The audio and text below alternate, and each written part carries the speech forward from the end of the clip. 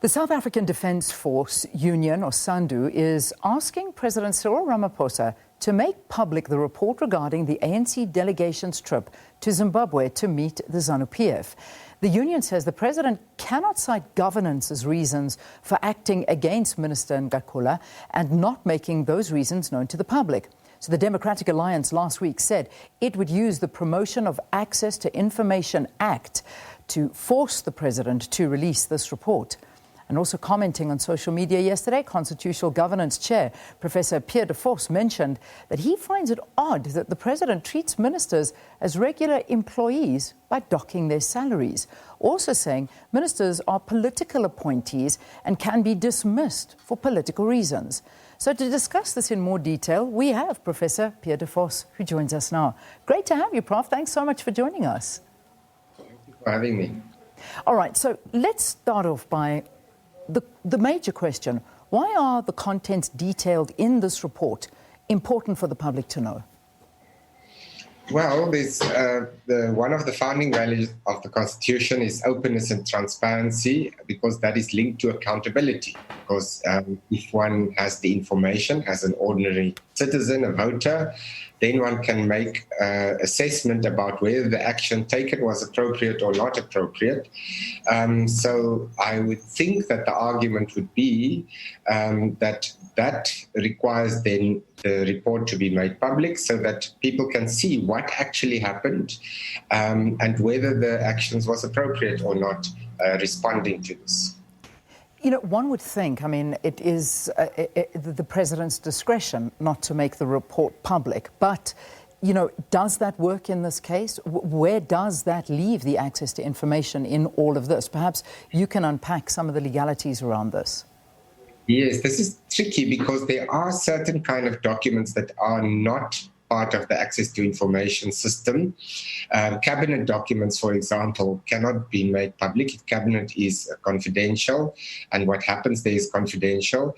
Whether this report, I don't think it's part of the cabinet documents. I'll have to check again, so I can't. I'm a little bit nervous to say without having checked. But we'll have to, I think that in this case, it's different from those exclusions, so it might well be that the report should be made public. I mean, if we look at it, and Sakina and I were actually chatting off air, saying that this was brought about by the president using public funds to look into it, and we should be, as South Africans, privy to the information in this report. So, I mean, that's obviously a very basic way of looking at it. So, I mean, if you look at it in that light, we should know what's in this report. Yes, in fact, there is a case law that seemed to support this argument. There was the case of the two judges that were sent by the president to Zimbabwe to make a report about the election there.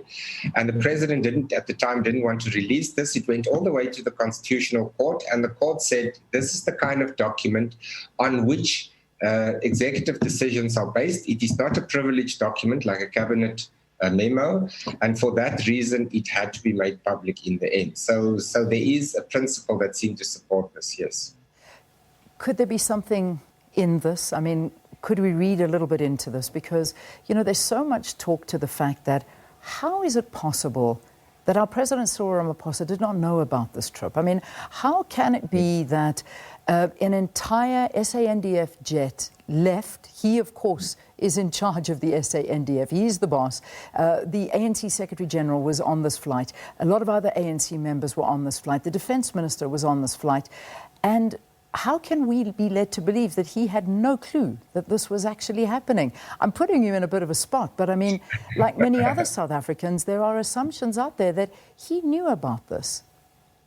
Yes, well, I don't know, but you're making a very good argument, a further argument for the releasing of the report, because obviously accountability is not only for underlings. We know from the Zondo Commission that it's usually the underlings that are thrown under the bus. Accountability is for everyone. So if the president knew something, that is obviously politically significant. It's something that the voters should know about, and make a judgment about the president's governance style and his ethical behavior or whatever, according to that information. Yes, so it is another reason for why we really need to have this information. Yeah. I mean, obviously, this is maybe speculation, and we do say that up front because nothing is fact right now. But what would you believe is behind the president not wanting to release this report? That's very difficult to know. I have no idea because we really don't know what the details are. Obviously, the normal assumption is, from a citizen point of view, if a politician doesn't want something to be released, it is because there's something embarrassing or something that they don't want the public to see because they think the public will think less of them. That is an assumption. Whether this is true, I don't know, as I said, because I haven't read the report like as most of us. Yeah, it's awful, and this is the reality of what happens when you start leaving it to the public to speculate. That's, of course, when stories like this come, and sometimes transparency is a much easier way to deal with things so that you can actually just get the truth out and move on, as opposed to us trying to figure out, but if he did this and if he did that, and perhaps. So that's where we're at right now. You, like other South Africans, pointed out the inconsistency in the way the president dealt differently with Minister Pravin Gordhan's SARS rogue unit case when Ramaphosa's lawyers last year said the public protector assumed that the president has the same disciplinary power of an employer and employee against Gordhan. What's the danger of these inconsistencies in governance? Yes, so a lot of this has happened recently, sometimes for good reasons. So people have been asked to step aside who are in executive, MEC or minister. In this case, the minister's pay was docked. But in terms of the rule of law, the president can only act if he's empowered by either the constitution or the law to do so. And the president is clearly empowered to appoint and to fire a minister, as the premier is with an MEC. The president can reassign powers to a minister, can take away powers from somebody. But this looks like an informal process that is not really based in the law. And so it's sort of undercut, or it tried to evade the actual accountability mechanisms that are provided for in the constitutions, which would be a removal from office. Normally, in a democracy, if a minister does something that is egregious and is wrong, that minister resigns, or if the minister doesn't resign, the minister is fired. Here we have this strange in-between space. The minister probably agreed to the docking of the salary, and so the consent was given, and so then nobody's going to challenge the legality of it.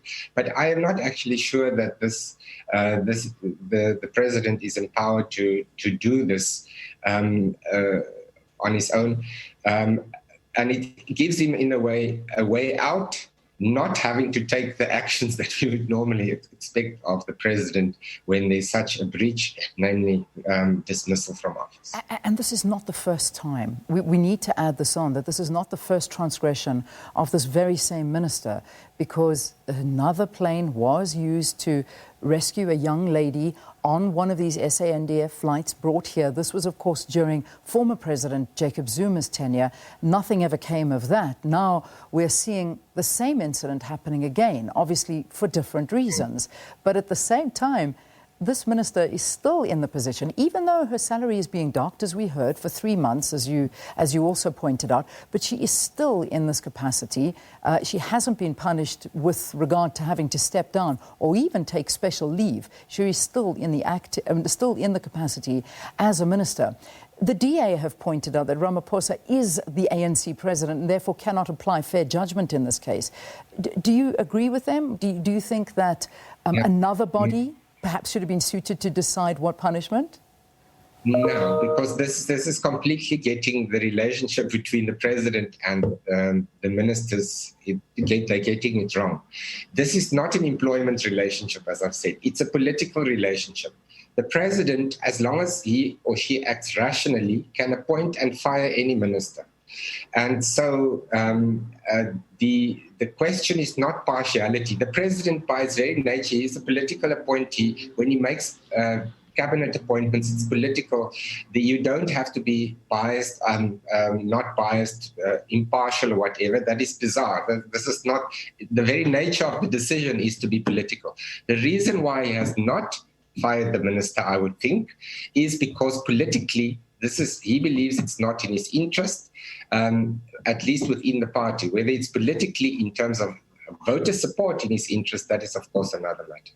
And that's, again, the blurring of the lines between party and state. And this is where we have found ourselves on many occasions. And there's this talk as well about the amount of money that has to be paid back by the ANC, because it was said that the ANC would pay. But this is not a normal payback, the kind of money that we talk about. I mean, these are not flight tickets on an airline that, we can just pay back. How do you determine the cost of an entire SANDF jet used to fly, which is not meant to be used in this ability? I mean, this is against every law that is standing. So how do you determine the cost? Again, I bring in the DA. They say Parliament should determine the amount the ANC needs to pay back.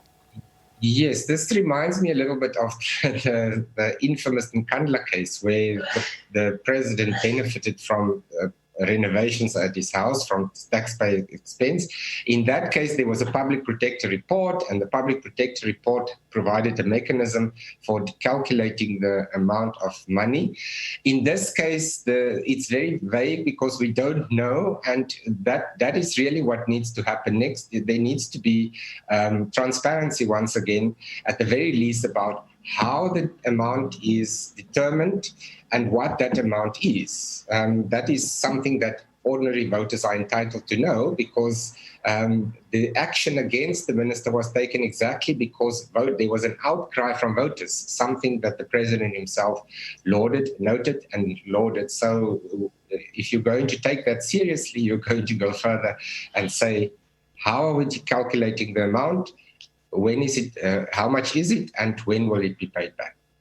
Prof, big if, and again, I'm making assumptions here. If the president knew about this trip, what should happen to him? And this is a bit of speculation. Maybe I'm not going to answer that question because I'm trying to be not too much in the political sphere. So let me give a pass on that. I thought you wouldn't, but that's why I was giving you a big if. Before I let you go, it's a very, very important issue that's also come up with the Zondo Commission and the letter that was given by former President Jacob Zuma, and basically saying that he wants Zondo to step down. What do you think of this? I mean, this again is another interesting twist in this whole tale, and we see how former President Jacob Zuma always tends to dodge things. This is a new course of action, saying that Zondo must step down because he's not going to ever appear there. What do you make of this? What do you think's going on? Well, I think that Mr. Zuma and his lawyers are laying the groundwork for a legal defense to justify not adhering to the summons, because the legislation says you have to go and testify if you are summoned unless you have a just cause not to. They are going to argue, I think, that because there's a recusal application, that gives them just cause not to go to the commission and not to do all the other things that the commission has for the last year asked them to do, directed them to do, which they have refused to do. And so if you normally going to refuse to adhere to a summons, you are committing a criminal offense. But if you can say you're doing it with a just cause, then you are not committing a criminal offense. That is an excuse. Whether this will be successful is another matter, because the law on recusal is relatively robust. It is only in the most exceptional cases that the presiding officer needs to recuse him or herself. So we'll have to see what evidence or what the personal circumstances are that is going to be raised, and whether that actually will justify the recusal application. Prof, thanks so much for your time. Always a pleasure speaking to you and getting your views on things. Professor Pierre de Vos, Constitutional Governance Chair at UCT, discussing the ANC flight to Zimbabwe, which, as we know, has raised many questions, not only regarding President Ramaphosa's choice of action against Defence Minister Nosiviwe Mapisa-Nqakula, but also bringing into the spotlight once again the relationship between state and party, and releasing that information is, of course, in the public's interest, and we'll see what happens there. All right. I don't know, do we have a break or do we say goodbye? No, we say goodbye to our SABC viewers. What an interesting interview. Very interesting.